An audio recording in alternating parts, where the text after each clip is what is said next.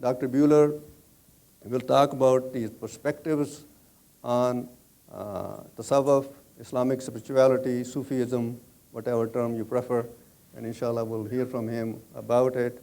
And then I think imams, if they want to make comments, I think they will be making comments and then question and answer. I also want to welcome Professor Yasmin, Professor Chad Haynes from ASU for joining us, and it's good that academia joins us, the community, and we'll get closer to each other and love each other. Assalamu alaikum. I really want to thank all of you for coming here today on such a beautiful day outside in Phoenix. And I would like to thank also Dr. Mirza and all the people that have helped him so that you here in Phoenix, have this incredible opportunity every month to listen to this wonderful Naat Khans and the tilawat of the Quran al-Kareem. This is something that we don't have in New Zealand. And so you're very lucky, alhamdulillah. Today, I would like to share with you, normally lectures, it's natural, and I would never criticize anybody for doing this because I do it myself. Normally we recycle a lot of our lectures. I'm asked to talk about Sufism a lot. I would say probably once every 2 months in New Zealand, there's another group that asks me to talk about Sufism, and then a lot of times they ask me to come again. And I'm rather surprised that there's all this interest in New Zealand. But what I have to share with you tonight is, maybe it's better to recycle lectures because at least I know the people like them before. This is all new.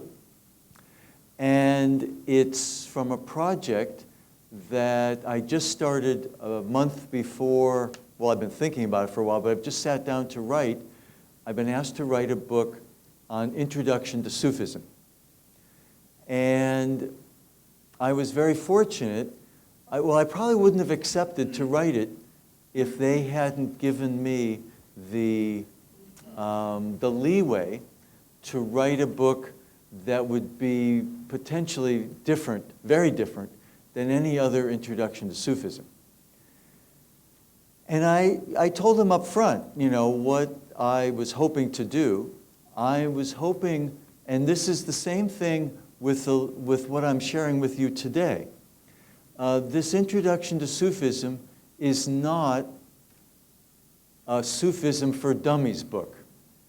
This is a presentation, and hopefully will end up being a book for people who really want to know, well, what is this thing called Sufism?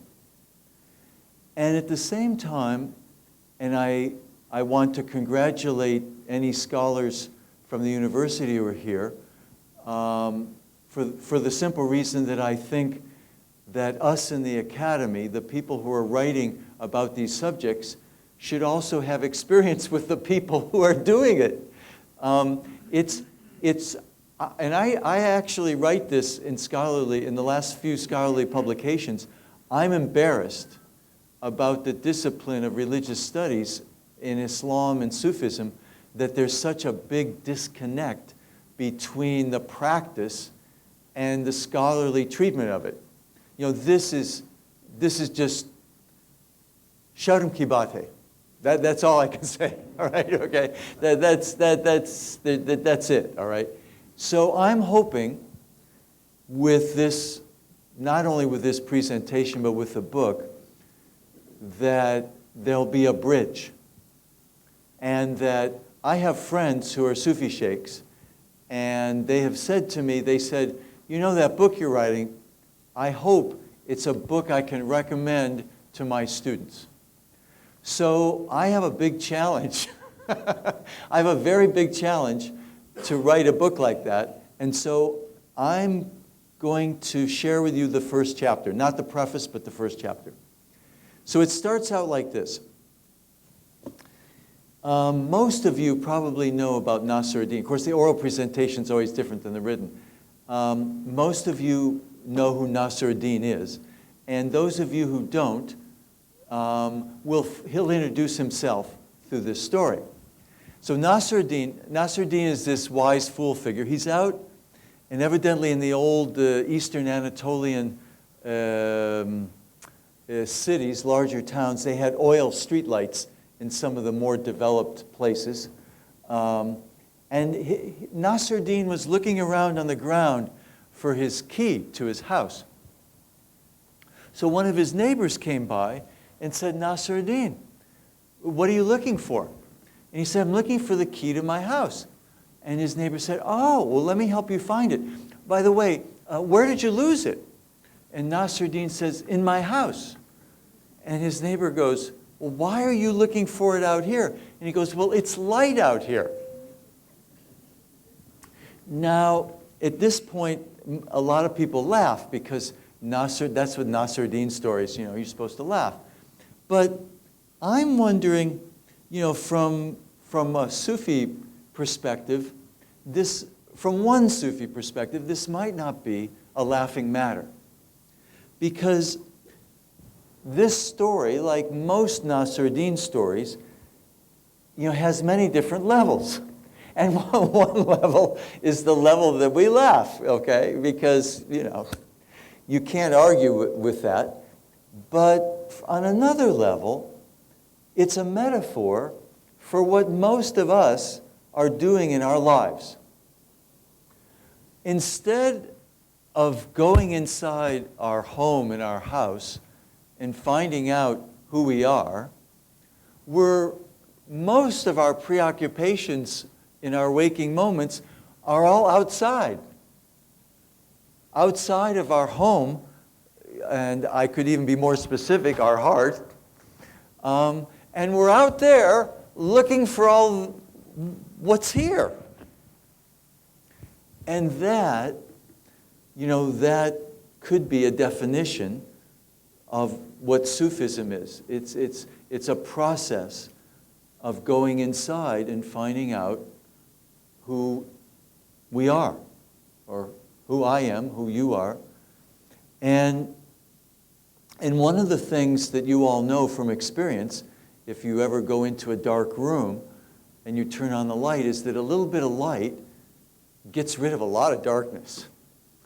And there's a very good reason why almost all of us are out there under the street light rather than inside here in our own light, is because there are a lot of cobwebs inside here and a lot of things we don't want to look at. But, a little bit of light gets rid of a lot of that darkness. We just have to, it's a question of moving inward rather than keeping outward. Now, let me tell you the same story in a modern way. Now, I don't know, I used to work in Louisiana, and everyone knew who Walter Percy was, because Walter Percy was a well-known writer from Louisiana. And this is long before the internet. This is like in the 80s. Walter Percy commented, and I quote, "Why is it possible to learn more in 10 minutes about the Crab Nebula in Taurus, which is 6,000 light years away, than you presently know about yourself, even though you've been stuck with yourself all your life?" And so, to the best of my knowledge, he's not a Sufi. But here's someone who, asks a Sufi question, okay? And, I teach a couple classes, one of which didn't make it on my website, I guess. One is on mysticism and contemplative practice. And I ask my students, I usually have about 30 to 45 students. And the first day of class, I give some kind of an introduction to let them know this is going to be a very different kind of class. And then I ask them, I say, have you ever had any classes in your whole life where you have learned about who you are and what makes you tick? And almost never in 10 years of going to a handful of institutions has anyone ever even had part of a class that did this. And this is, this is something that is a whole topic unto itself. But I just, in beginning this talk, I want you to see how this is directly relevant to you. This is not some theoretical, I'll go off on theoretical tangents, but I hope they're just tangents. And I hope that you just pause and say, well, where have I ever learned this? Because if we had been educated in what you could call it subjective knowledge or going inside, then I probably wouldn't have to talk about Sufism because you would already have experience with some of these contemplative practices before you graduated from secondary school. This is very basic, stuff in a society where this kind of knowledge is valued. In the modern society, let's take the United States, in modern Western societies, science, as you know, is, whether it be hard science, physical sciences, whether it be social sciences, and unfortunately, even in humanities, everything is focused on learning about objects. So obviously when physicists deal with things, they're dealing with objects. Social scientists are dealing with all of us as objects, we're all statistical figures, 67% of the people responded such and believe so and so. And you would think humanities, like religious studies, which is my field, you would think the religious studies would finally get to finding out what's going inside of us. What is it that makes us human? What are the things, that other than our minds, all right, what are some of the aspects that make us uniquely human? And what makes a great human being? What's a great human being? How is that person different than everybody else? What's going on? Whether it be Muhammad or the Buddha or the many other, incredible people that have been on this earth. But no, people in my field in Sufism, if you just do a bibliographical search, you find out the politics of Sufism, the cultural dynamics, the sociology, and almost never will you find a book written by an academic that has anything to do with the experiences of Sufis or of people who go to visit Sufi tombs. I'm amazed. Anthropologists, we have a 350-page book on a Sufi tomb, and they haven't talked to anybody who goes there. It's amazing. What are you doing here? Well, why did you come? To me, this is mind-boggling, okay? And so, but this is how our education is set up. And I don't want to be critical of it because there have been many benefits. All this great technology, I can have a almost wireless microphone, all of our computers, our cell phones, air conditioning. I don't take any of this for granted, okay? Amazing. The car I came here in, it's phenomenal what we have available under the streetlight. But at the same time,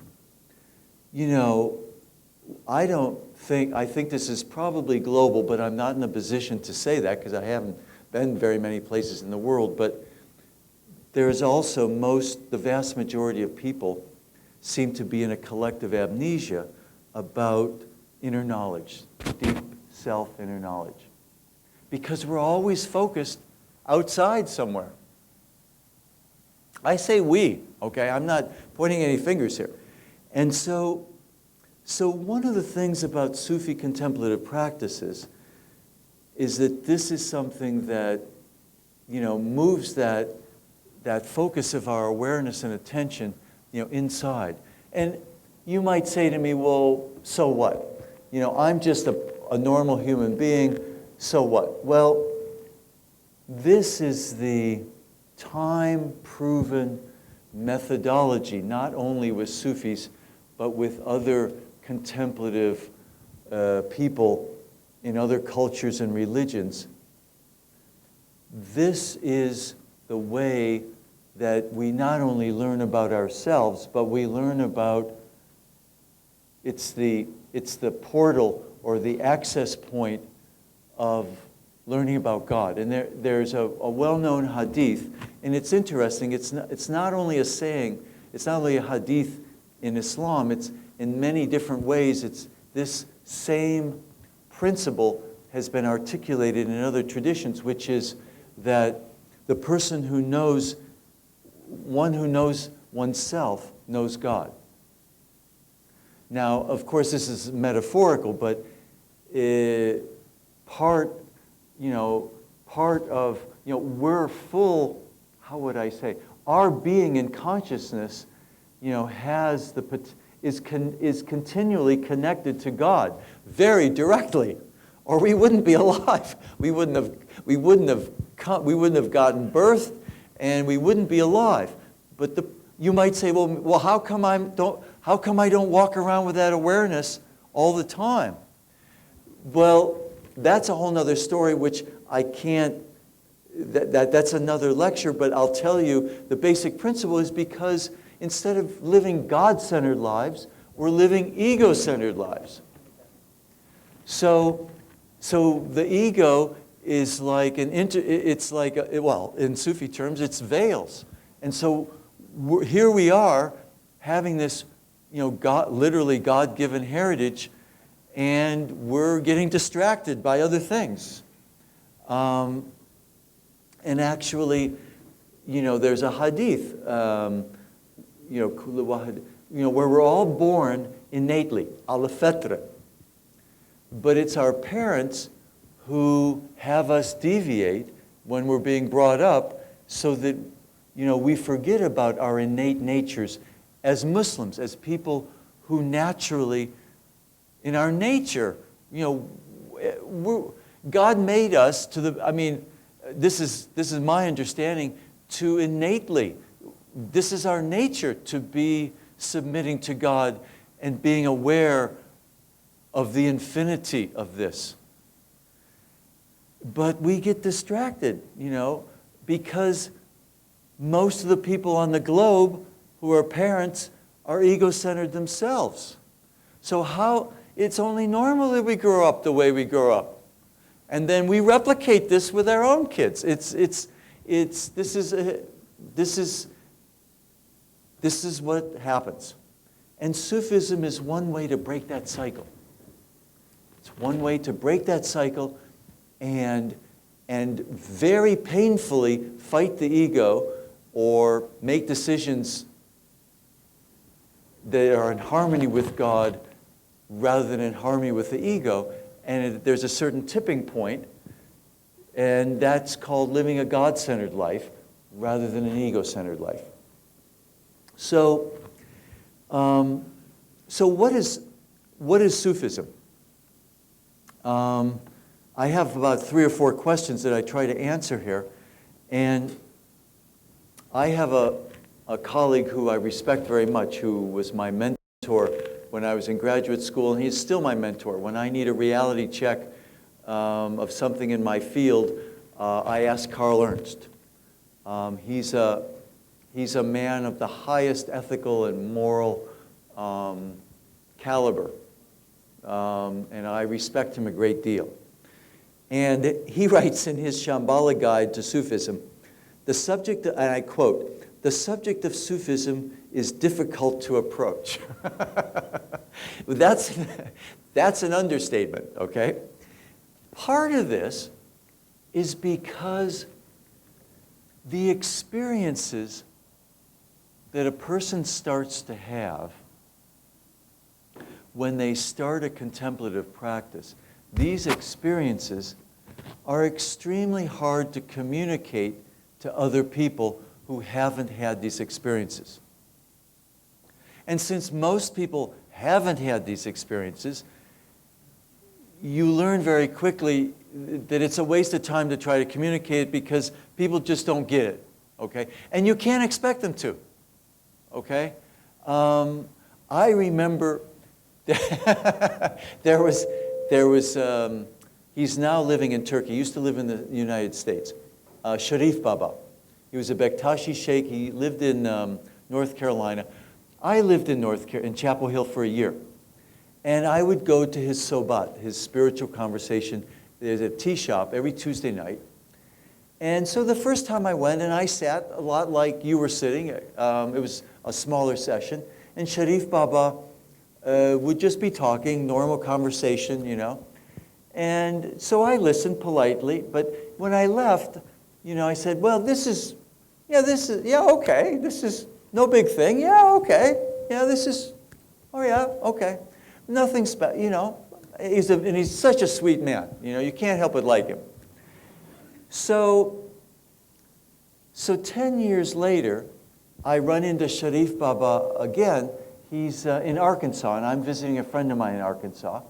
And so I go and listen to him talk, and it's like, wow, Sharif Baba, this is amazing what he's talking about. This is like, you know, this is like pure jewels and pearls of wisdom. But I suspect there's something else going on. So I talked to my friend, who's actually was a disciple of Sharif Baba. And I say to him, is this the same? You know, I tell him what I just told you. And then I say, did Sharif Baba, was he talking like this 10 years ago in North Carolina when I was there? And my friend starts laughing, and he goes, yeah.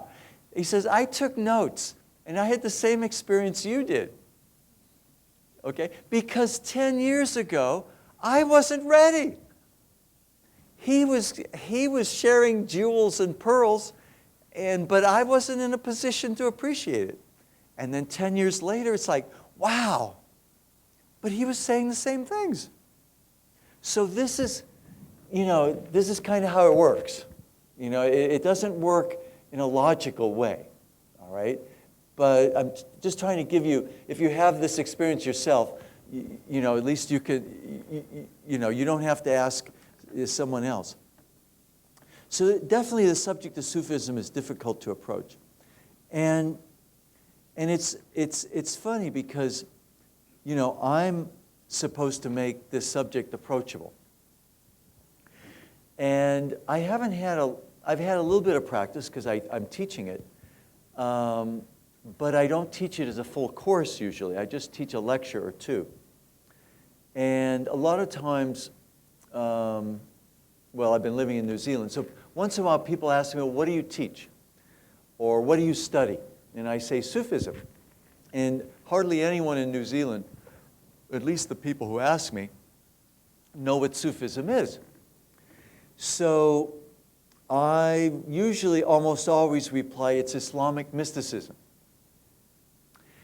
And that gives people a convenient box. I mean, I suspect very strongly that they have no idea what mysticism is, much less Islamic mysticism, all right? But people want a box. So I give them a box, even though they have no idea what that, at least it's a box, all right? No one ever asks me, you know, maybe a dozen people have asked me this, maybe a dozen and a half. No one ever asks me what mysticism is. The conversation always stops there. And so, but I don't want to stop it there because this is, by virtue of you coming here, means that you're, you know, much more serious in things. So let me just talk a little bit about this word, Sufism. Thanks to the research of Carl Ernst, who did research on where this word came from in English. It started out as Sufism, and it was traced back to the 18th century British Orientalists who were in India, and they had not only their European but their Christian prejudices about Islam. And then they saw these Sufis. But, you know, I suspect the people that they saw would probably be called Majzoobs or Malangs or, you know, people who were, and I'll explain these, what I mean by this a little bit later on.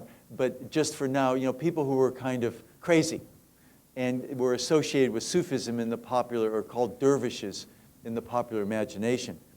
And they go, wow, or they started to read, in many cases they started reading like Gulistan from Saadi and the Divan of Hafiz, and it read very differently than the Quran.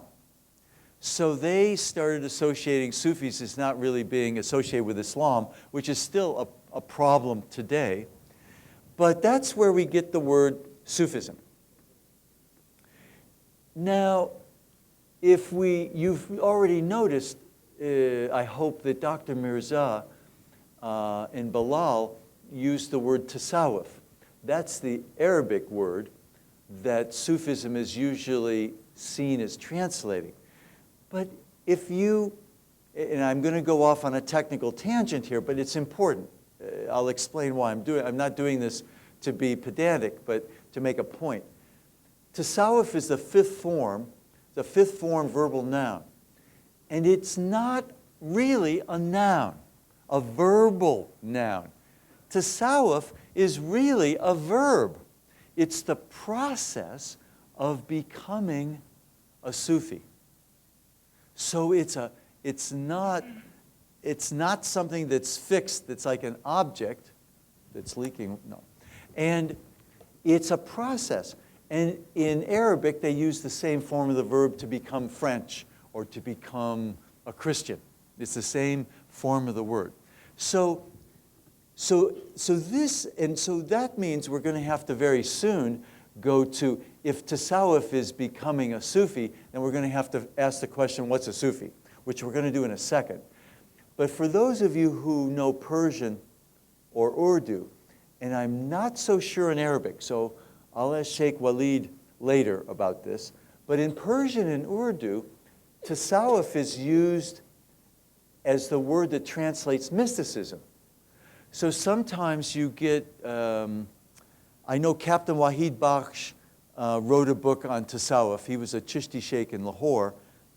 But when it was translated, printed in Pakistan, it was translated as Islamic Sufism. And of course, someone would want to say, well, what is there such a thing as non-Islamic Sufism? Okay, but see, for him, and I haven't asked him, and he's passed away. May his soul rest in peace. He probably was just translating the mysticism part of it, when he put in that. So, but I just want to let you know, and for those of you who are acquainted with the Iranian form, Iranians, or particularly the Shi'is, like to be a little bit distinctive, so they use the word irfan more than the word tasawwuf. So let's go to this, who's a Sufi? Now this is not a question that I'm going to be able to answer in a simple way. Because if I did, then I would be shortchanging you. Okay? I would like to keep this question always open. That doesn't mean, I would like to give you some closure on it, but I would like to keep the question open, okay? And I hope you'll see why when I'm finished.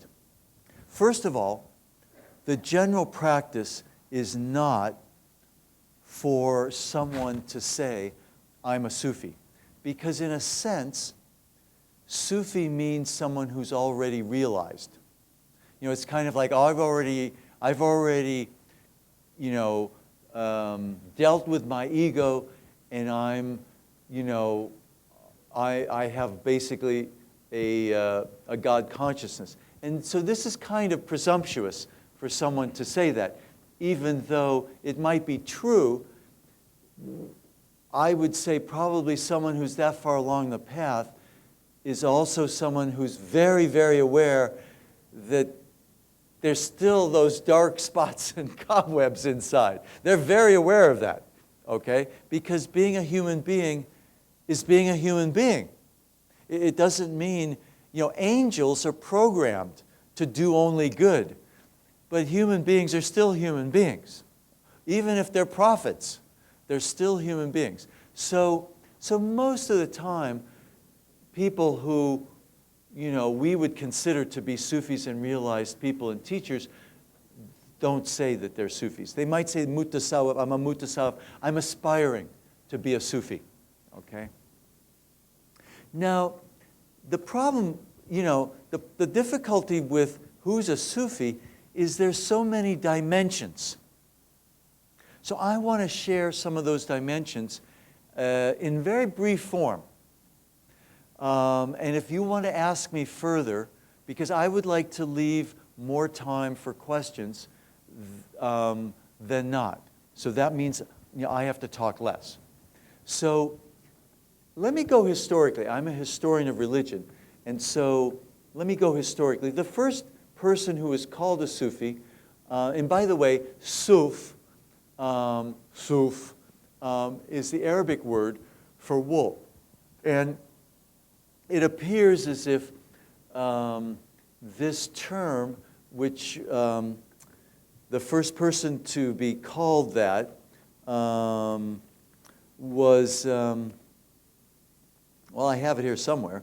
I'll find his name somewhere. Anyway, it was in the late 8th century, and Abu Hashim. And it was still the people who were called Sufis were dissidents and ascetics. They were, most of them were, they weren't in the towns.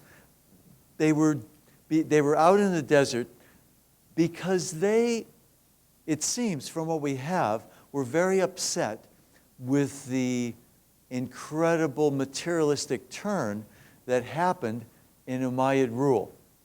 I mean, think about it. The largest human conquest that we know about in human history happened in the first 100 years after the Prophet Muhammad ﷺ died. And all the booty and all the tribute from Spain all the way to the borders of China went to the capital, or the vast majority of it. And so there was this incredible influx of wealth. And people are people. If you have a sudden influx of wealth, then people are going to be behaving differently than they behaved before. Okay, I'm not pointing any fingers. This happens. I haven't been tested, by having a sudden influx of wealth. But until I've been tested, I shouldn't be pointing at anybody else. All I can say is that these Sufis did not think very highly of what was happening, and so they isolated themselves. And they were verbal in their dissent. Okay? And evidently they wore these woolen cloaks. Now, it's, I don't know how many of you, these were not cashmere woolen cloaks. These were not the fine woolen cloaks, the fine wool that you can buy to make shower kamises out of, or jackets. This was the coarse, rough wool. This is what poor people wore. Okay?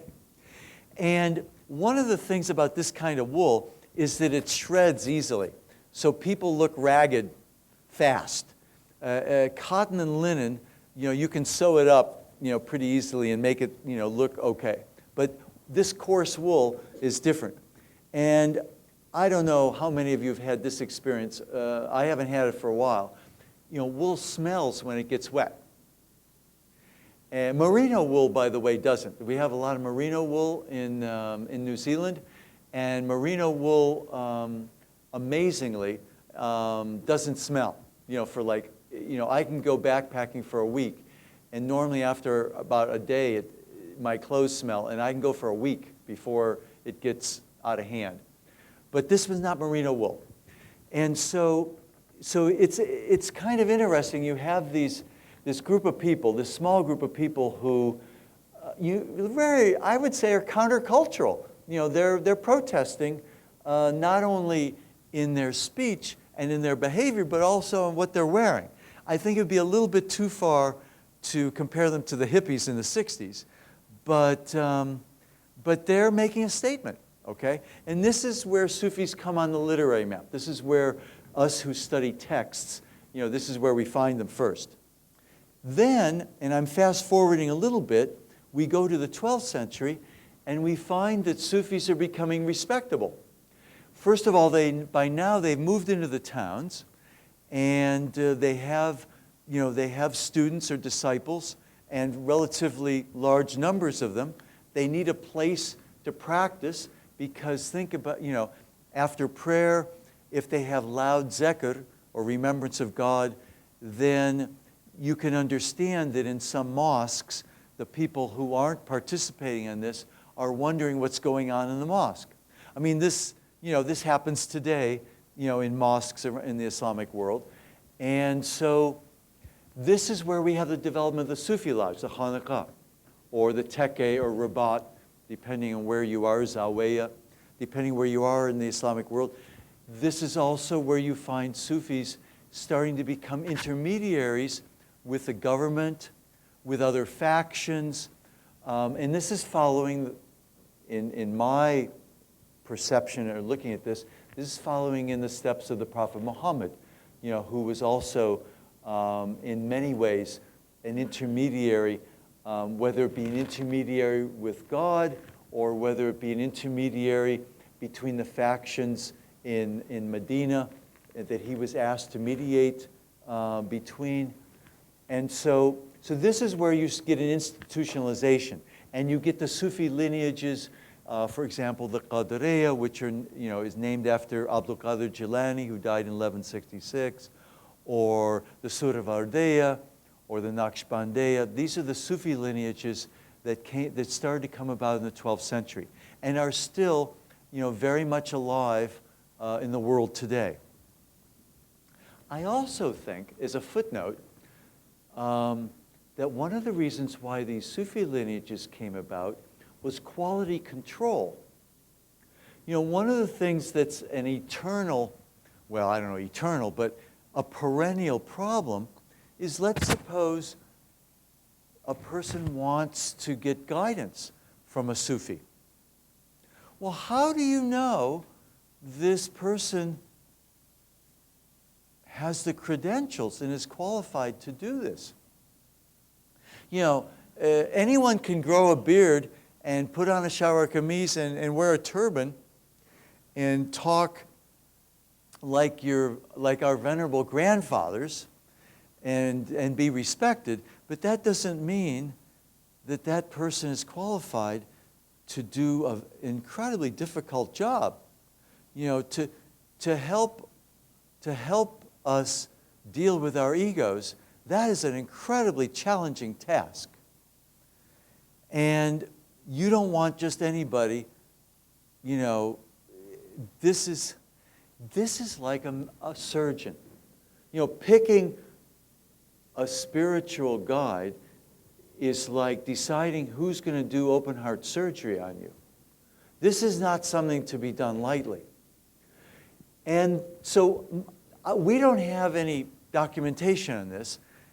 So I just want to say this is what I think probably happened, is that there was a big influx. A large numbers of people wanted spiritual guidance. And there probably weren't enough qualified Sufis to go around. So you had people setting up shop, as Sufis. And so one of the ways to get around that is the same thing that's done in the medical profession, is that you develop, a professional association and you certify people. And so a Sufi lineage is one way of doing that. So if I mean, even today, if I meet someone who says, I'm a practicing Sufi, or I have a Sufi sheikh, first thing I ask is, well, what's the lineage? And who's your sheikh?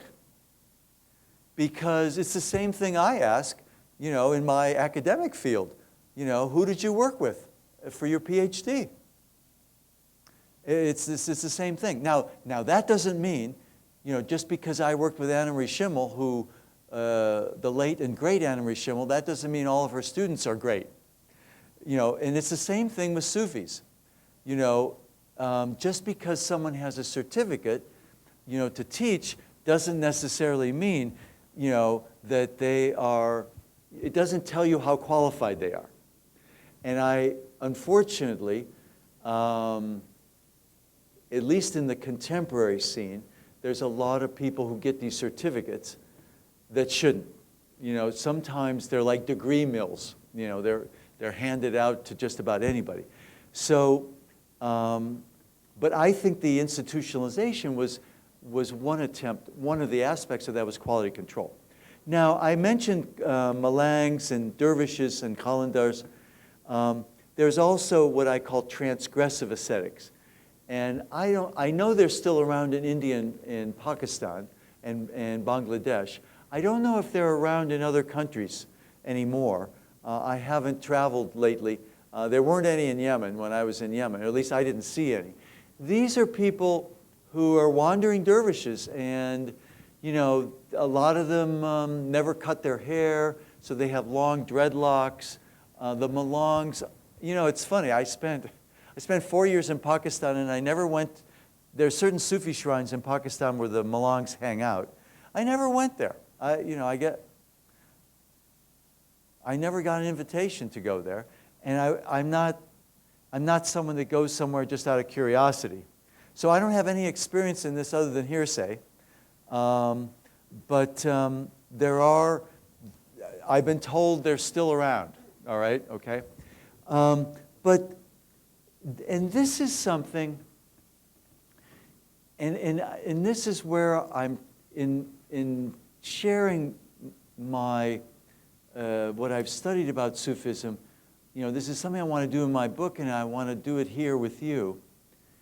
It's very easy to look at these people and just dismiss them, okay? But, maybe, in all of this transgressive behavior and strange things that they're reputed to do, it's possible that this is a method that works for them to get closer to God. And, since I have not met them, I have not talked with them, I have not had any impressions, I'm not qualified to say anything other than I have to keep it, I have to keep the question mark open. So, and so until I spend a lot of time, I don't even have impressions, okay? So I'm just going to keep that open. It might be, it might work for some people, okay? The other category is Sufis is a knowledge category. Sufis are those who have unitary knowledge. Now, what does this mean? In normal waking life, we are using our minds, and it's really good that we use our minds to get around and do the things that we need to do in life. We have these incredibly developed minds, and the human race has survived, if we want to look at survival in those terms. One of the conventional explanations, this is not a Sufi explanation probably, but one of the conventional explanations is that we have survived because our minds have kept us alert to the dangers that are out there in the world. So, we have been given this mind, to help us get along in life, and alhamdulillah. But this mind is very dualistic. We have a right and a left, we have black and white. If it's either true or not true, everything's set up in dualities. And it's interesting that we have two hemispheres in our brain, too. But that's another, I'll let the cognitive scientists deal with that. But when one of the first exercises, whether it be Sufi practice or whether it be other kinds of contemplative practice, the elementary practice is to still the mind so that the mind is calmed. And when that happens, there's a peacefulness and a contentfulness which gets deeper and deeper and deeper as one keeps doing the practices. And one actually has the feeling of being one with God. And this is probably the experience of this is probably what Mansur al-Hallaj had before he was brutally martyred, when he said, I'm God. Because if there's no ego, then what else is there? You know, I'm not, if the I is no longer there, then what else is there? There's only one thing left. But it doesn't, obviously it doesn't mean that that person walking around is God. It just means that there's no ego. So Hallaj could have also said, my ego, I'm in fana, an annihilation of ego. He decided to say it the other way. And this is that experience of unitary knowledge. And marifat is in Persian, or ma'arifa in Arabic, is the term that's usually used for this. It's another way of knowing something. Because when our mind gets out of the way, it's amazing what other human faculties we have. And we're only, even if we're using our rational mind more than most people, there's all kinds of other faculties that don't come into play because we're all focusing on the mind. And that's where our education is too, developing the mind. And this is what we do in the university. And this is part of my job that I take seriously, of developing my students' rational mind. I want them to be able to read things and critique them and to rationally make an argument. But I just want to let you know that there's a lot more going on for us as human beings than our rational mind.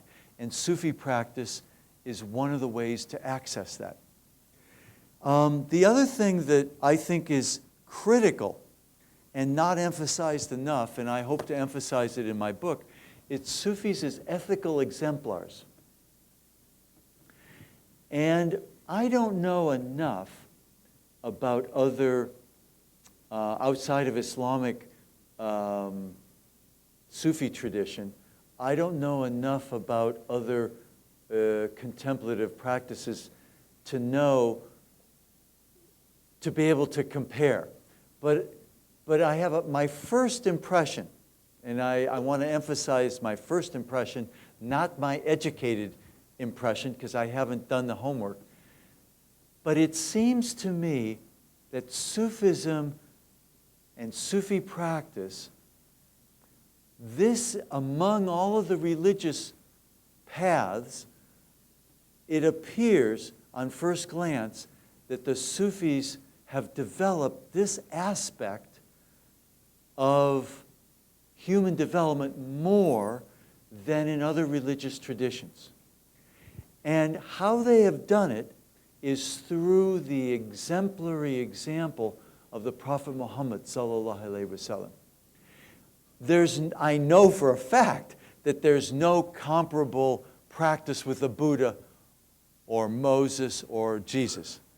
Okay? That I know. That I know that following Muhammad's example, the development of that, not only in Sufi practice, but also among many religious scholars, and Hadith scholars in particular, is very advanced. And I want to read something that I had from my first book, because the other thing I want to communicate is that Sufis do not, in the Islamic tradition, Sufis do not have a monopoly on spiritual and ethical development. There's a lot of, alhamdulillah, there's a lot of people out there who are nameless, that never write books. Well, historically there's millions who have helped other people develop and become better Muslims, and they're just in neighborhoods, sitting in their houses, and someone comes over. And so let me give you an example of this. I don't have the full, I've paraphrased it here to shorten it. This is Mirza Jana Janan, who was martyred in 1781. His shrine is in Delhi, in Chitli Qabr. And he recounts his experience asking Haji Muhammad Afdal for divine grace. I've translated tawajjuh as divine grace here. So he went there, asking him for tawajjuh. And Haji Muhammad replied that Mirza Janana Janan was already at the station of revealed knowledge and that he couldn't help him on the spiritual path. And so Mirza Janana Janan didn't expect him to help him on the spiritual path, but he sat there to learn hadith.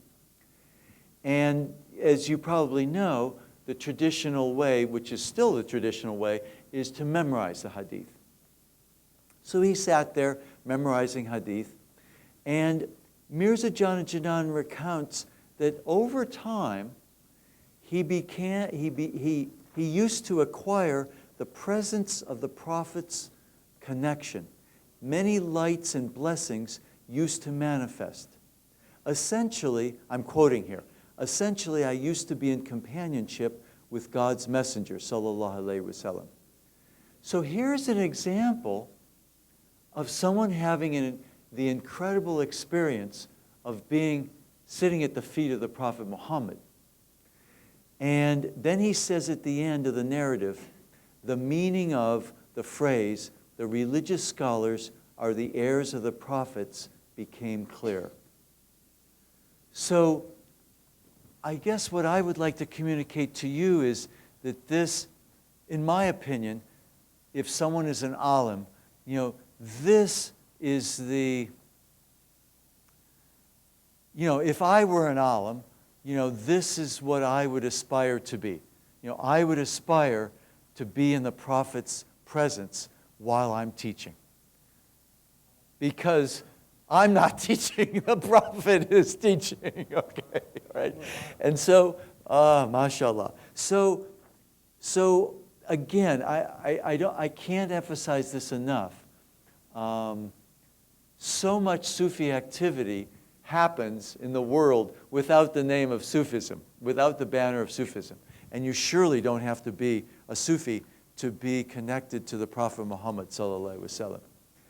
And so we also have Sufis as those who have altered states of consciousness. This overlaps a little bit with people like Hallaj. A lot of these people are called ashiks. They're just blissed out in divine love, okay? And there's a disagreement in the Sufi community as to whether or not this being blissed out, this fana, is the goal of Sufism. And I have to acknowledge that I've had the benefit of spending 9 years on and off working with Imam Rabbani, Ahmed Sirhindi, rahmatullahi alayh. And he explains very clearly, and this is something that, again, I would really like to emphasize. The difficulty with evaluating who is a Sufi, is that unless we have the person evaluating has the level of awareness of a Sufi, you can't evaluate on outward appearance. We could have someone over here that would be majdub, totally out of control in a state of unitary awareness. And we could have another one person over here looking exactly the same. You'd say these guys are twins in terms of how they're behaving. But this person has his ego under control. And this person is a beginner on the path who hasn't even started to work on the ego. But their outward behavior is the same. And that is what makes it so difficult, to make, which is why, and I'm saying this to you because I need to be reminded. I catch myself most of the time, fortunately, keeping my mouth shut, but sometimes I slip. But, you can't make a judgment unless you have that awareness. Okay? All you can say is they're majdub. That's all you can say. Or they're in fana. And so, okay, I've also mentioned Sufis as mediators. A part of this is where I introduce Sufi shrines. Those of you who've been in the Islamic world, particularly in Indo-Pakistan, but this is just about everywhere in the Islamic world, there are shrines where there are buried, not only buried Sufis, I mean, I think Ibn Taymiyyah is probably rolling over in his grave for all the people who visit his tomb in Damascus, okay? He was very much against this practice, or at least some of the exaggerated forms of it. But I'm including it in the discussion of Sufism because if a person who has been connected with God, okay, I only know that, I don't know this from personal experience because I don't have that awareness. But many people in many places in the world who I respect, and they've never led me astray, they're able to visit Sufi shrines and have experiences that indicate that these people, there's something going on. Let's put it that way. There's something going on. I don't know what it is, but it's some kind of transmission of baraka.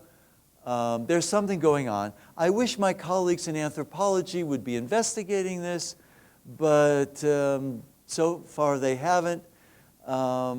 This is not a project for me to do, but I'm encouraging all of you, if any of you want to become anthropologists, it's a perfect, I would like to know more about the kinds of things people experience at Sufi shrines, including the lines of women. I have no idea what the lines of women are doing there. It's none of my business, so I don't ask. But there's a lot going on at these shrines. And as I tell my students, I don't need to tell you, but I just repeat it, just because it's coming for me to say, there must be something real going on. People are not dumb. They wouldn't be doing this if there weren't a good reason for doing it. But I don't know what all those reasons are. But that's another, that's another aspect of Sufism. It's a way of making Sufism accessible to anybody. You don't have to sit down and do an hour meditation. You don't have to work on your ego, but somehow anyone, and this is not only Muslims, this is literally anyone, okay? As you all know, in the Indo-Pak subcontinent, Sufi shrines are open to everybody. Well, there are some that are only open to women.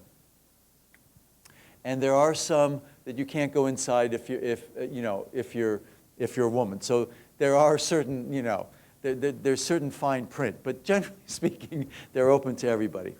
So I would like to, I know I've talked too much, and so I would just like to end by trying to emphasize that Sufism is, I see Sufism as a discipline, as a process of becoming a Sufi.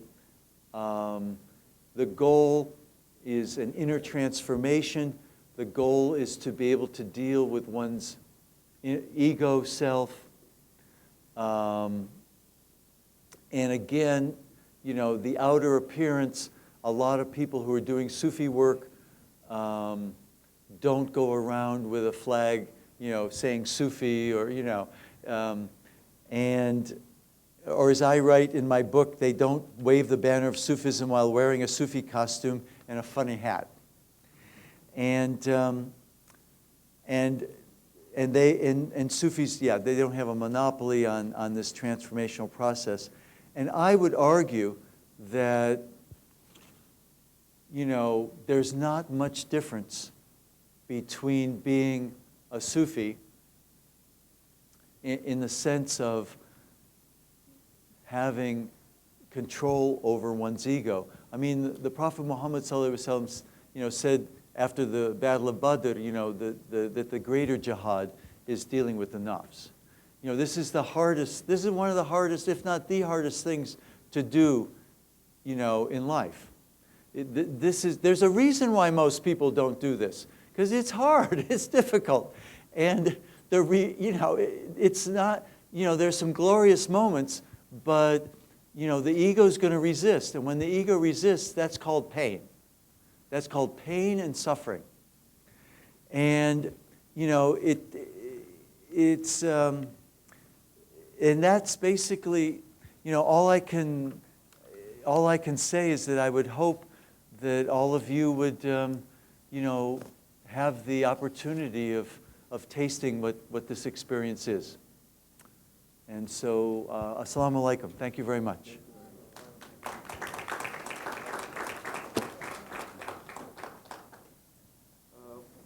We want to finish by 4 because the library wants us to vacate the library by 4:45.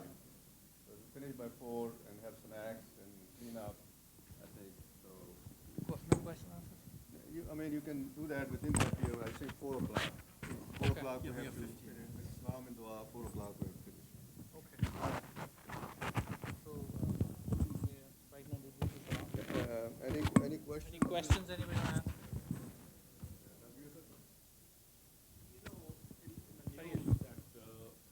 Taliban, which are basically either Deobandi type or the Wahhabi feeling,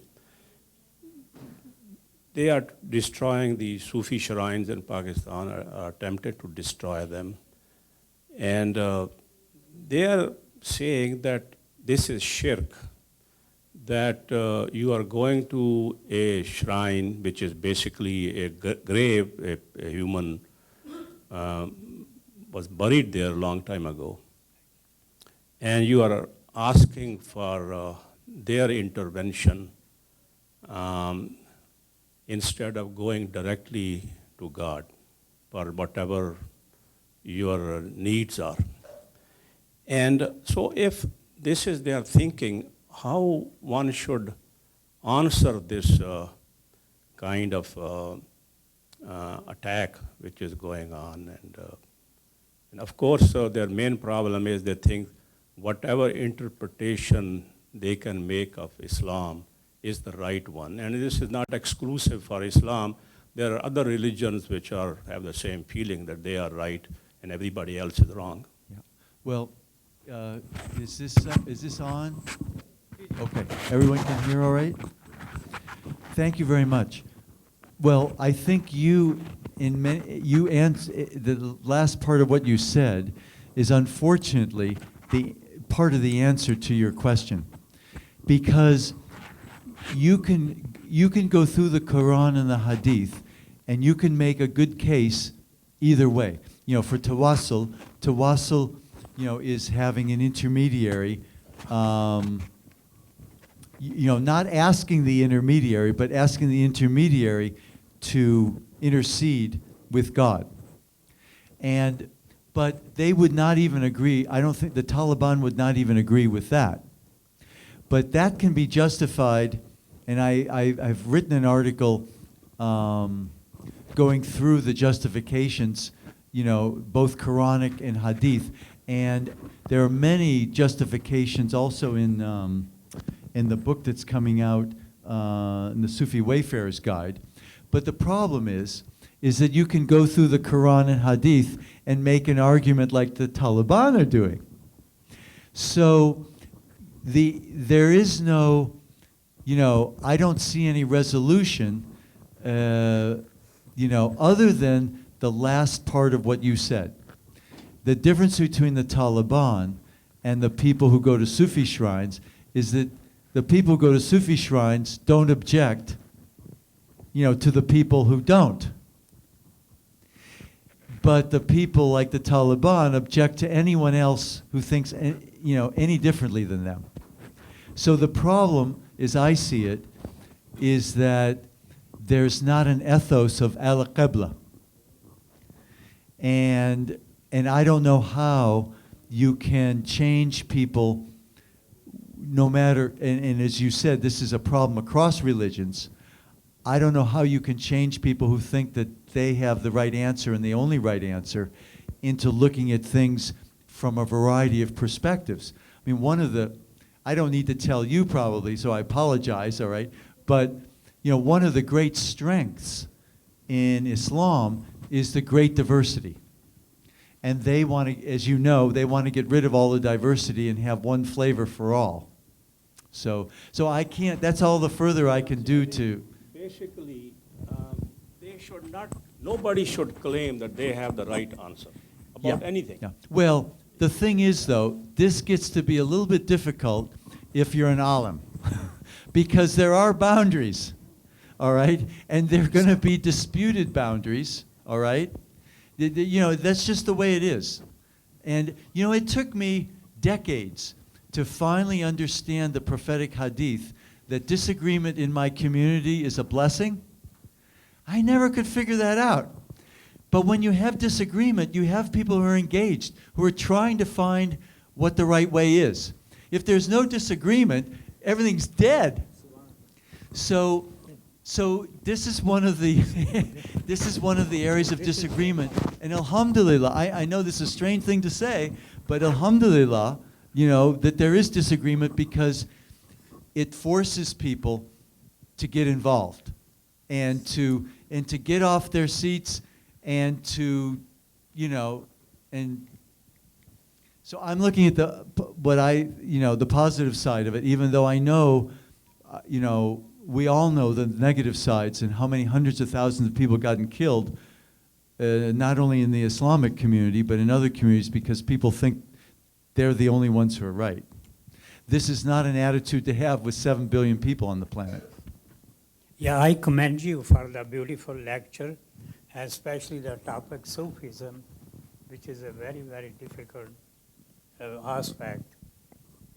Anyway, I just want to mention, though, that this is the practice, more or less in all Islamic worlds, is not that very much as used to be, except that Central Asia and Turkey and all.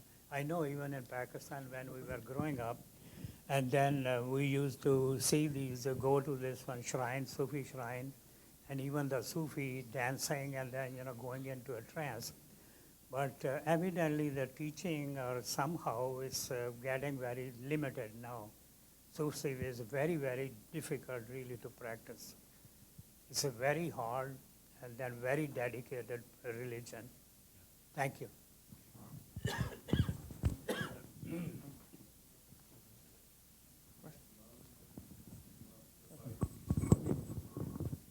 How do you look at Allama Iqbal's Khudi and Nisse itself in context to Sufism? Allama Dr. Muhammad. Yeah. Well, I wouldn't use his categorization of Iranian versus Arabic, but I think that personally,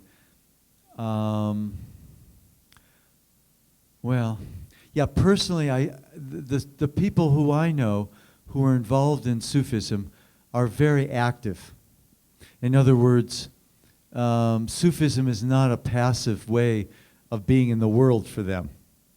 And so I think maybe Allama Iqbal was thinking more in terms of maybe the hereditary sheikhs at shrines and things versus the people who are, educating people and actually changing wherever they are. I'm thinking of Sufis in woolen suits, but I'm thinking Brooks Brothers suits in white-collar occupations who, wherever they are, whether they're in the United States or in Africa, we're literally wherever they are in the world, and they're all over the world, they're changing the world around them. And no one even knows they're Sufis. So I agree with Iqbal that, Sufism is an active verb, not a passive verb.